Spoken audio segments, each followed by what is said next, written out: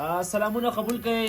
دا ټایم موجود یو د بونیر ښکلې او ګلورینه سیمه کوم د چې علم وایي او د علم ښکلاګانې ښایستونه هغه د چا نه پټ نه دي او تاسو به د کیمره باندې لیدلي دي چې ډېر سیلګرنه او سیاح دلته راځي او دې نه علاوه حکومت هم په دې باندې کار شروع کړی دی چې د علم دا ښکلاګانې دا ښایستونه دا دنیا ته وښایي. موږ راغلي یو دا تقریبا 2.5 غنټې موږ سفر وکړو، هایکینګ مو وکړو او دا ټایم موږ په روټۍ خوړلې د ابوبکر ډېر زیات بهترین انتظام کړی و.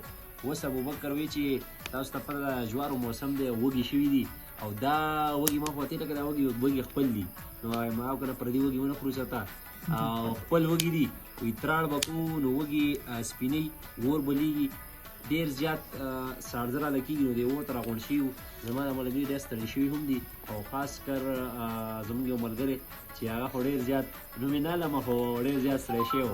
ابوبکر و دا راته ووایه چې نور به راله څه پکې ورته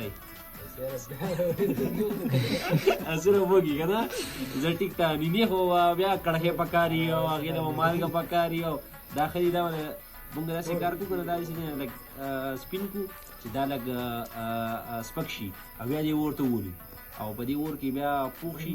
هغه به هم تاسو وینئ او تاسو ته وایم چې دغسې ماحول جوړوئ، دغسې بنډاري جوړوئ، دغسې خلک را یو ځای کوئ چې تاسو د هغې سره کښېنئ او خاص کر احسان رشته داران هېر شو. احسان راغلی د پېښور نه او دې د دپاره دا ځای ناشنا دی. نو احسانه مزه کوي؟ والله ډېره مزه یې وکړه، ډېر خوند یې وکړو، ډېر مې انجوای کړو.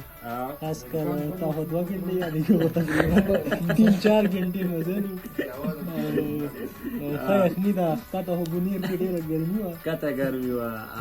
دا ځای هم بونیر کې راځي، دا د بونیر حدود دي. ډېر ستا ملګري دي دلته داسې کار دی چې دلته سواتیان ملګري هم دي او ډېر ښه خلک دي. نو دې هغوی سره میلاو شو، د په سوات کې موجود دي.